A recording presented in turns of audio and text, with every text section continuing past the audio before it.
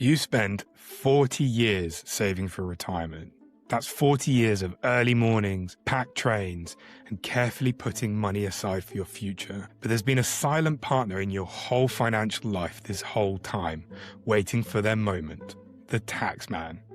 Forget about him, and it could be the single most expensive mistake you ever make. We're not talking about a few quid here and there. We're talking about 3 UK taxes that can quietly siphon tens of thousands of pounds out of your pot. Get this wrong, and you could genuinely pay more tax in retirement than you ever did while working.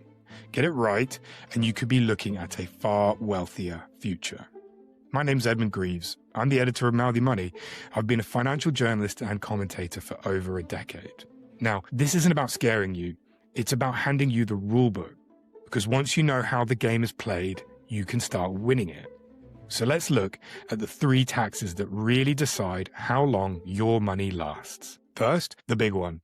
We all know income tax, but it has a few nasty surprises waiting for you in your pension. Here's the thing you have to get your head around. Most pension withdrawals are taxed as income. After your 25% tax-free cash, everything else you pull out gets lumped in with your state pension and any other income for the year and taxed. This is where people hit the first trap, what I call the lump sum illusion. You've retired, the world's your oyster, and you take a big chunk out for a new car, or to help your kids, or for that big trip of a lifetime. It feels like your money. Why not? Because HMRC sees it very differently. Take David. He's 66, just retired with a £400,000 pot, and he's taken his tax-free cash. A year later, he withdraws £50,000 for home improvements. He gets his state pension, but no other income. He fills in the forms, and weeks later, a shockingly small amount lands in his account. What's happened? 2 things. First, taking £50,000 in one go on top of his state pension has catapulted David from a basic rate taxpayer straight into the 40% higher rate band. A huge slice of his own savings gone. Second, he's been clobbered by emergency tax.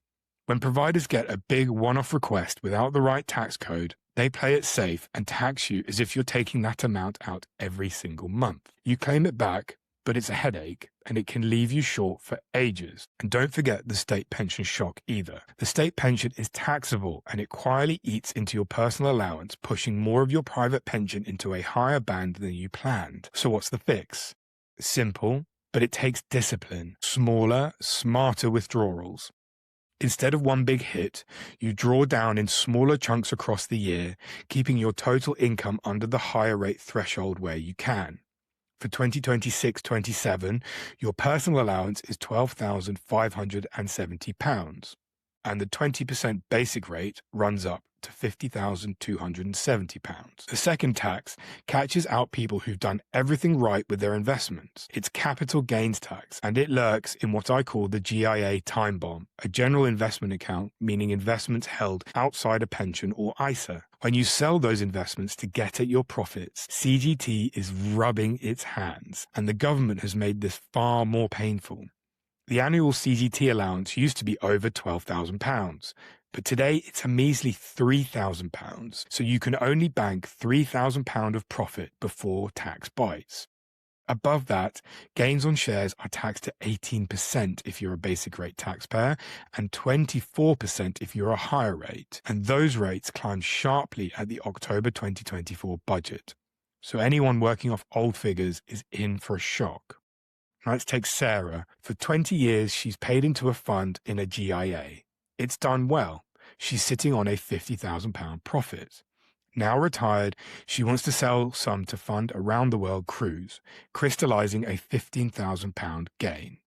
First, her £3,000 allowance comes off, leaving £12,000 taxable. Her pension income makes her a higher rate taxpayer, so she pays 24% on that, a £2,880 tax bill she never saw coming. Big chunk of her holiday gone. The trap is doing nothing, leaving investments for decades while the gains pile up into one giant taxable headache, then getting hammered when you finally need the cash.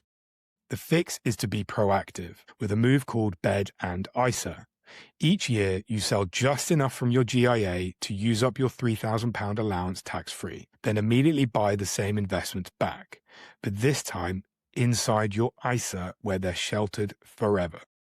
The 30-day repurchase rule that normally catches people doesn't bite when you're moving into an ISA. Do this every year and you're systematically shifting money from a taxable world into a tax-free one, defusing that time bomb piece by piece. Just remember, this video is for information and illustration of the issues only. If in doubt, seek financial advice about the topics raised. We're going to take a quick break to hear from our channel partners, but don't go yet because there's one more group to cover, the stealth taxes that nibble away when you're not looking. Mouthy Money is proud to partner with Coinbase. If you're thinking about getting into crypto, but not sure where to start, consider Coinbase. In just a few taps, you could buy, sell, and hold Bitcoin, Ethereum, and a range of other popular crypto assets, all from right here in the UK. Coinbase is registered with the FCA in the UK, and with world-class security, you can invest with confidence. Whether you're brand new or already building your portfolio, Coinbase gives you simple tools for crypto investing. Join millions already using Coinbase. Download the app today and start your crypto journey.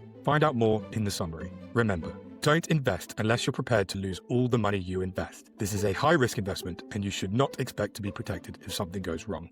This is not investment advice, and it is not a recommendation to buy or sell any particular digital asset. This last group isn't one big headline tax, but a tag team. Tax on your savings interest and on your share dividends.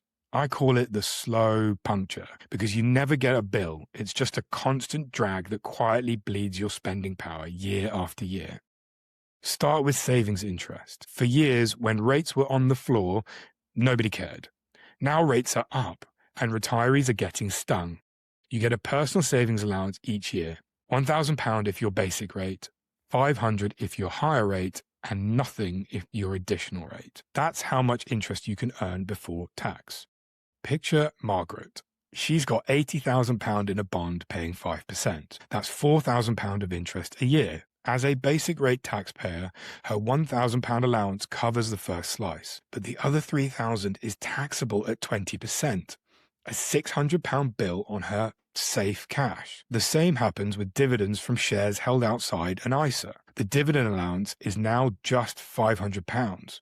Above that, dividends are taxed at 10.75% for basic rate taxpayers and a punchy 35.75% for higher rate. Rates that went up this year, so the bite is worse than it used to be. A retiree with a decent portfolio of blue chips can easily clear £500 in dividends and trigger yet another unexpected bill. The fix here, though, is simplest of all. Use your tax wrappers.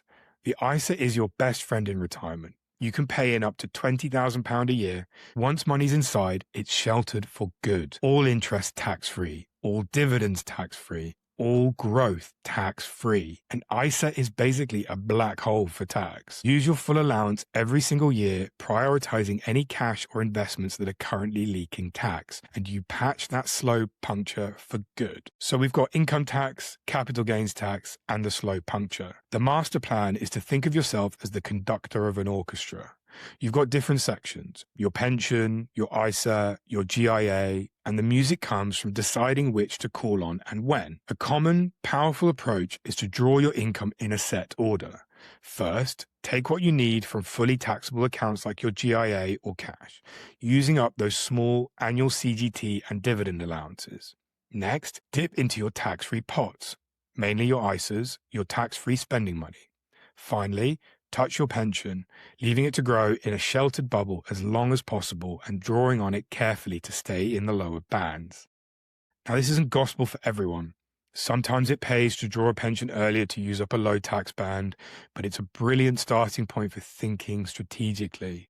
It's the shift from passive saver to active manager of your own wealth. Remember, if you're unsure about any of this, then I highly recommend speaking to a regulated financial planner for help. So there you have it. 3 taxes that decide how wealthy you actually are in retirement. 1. Income tax on your pension, managed with phased withdrawals. 2.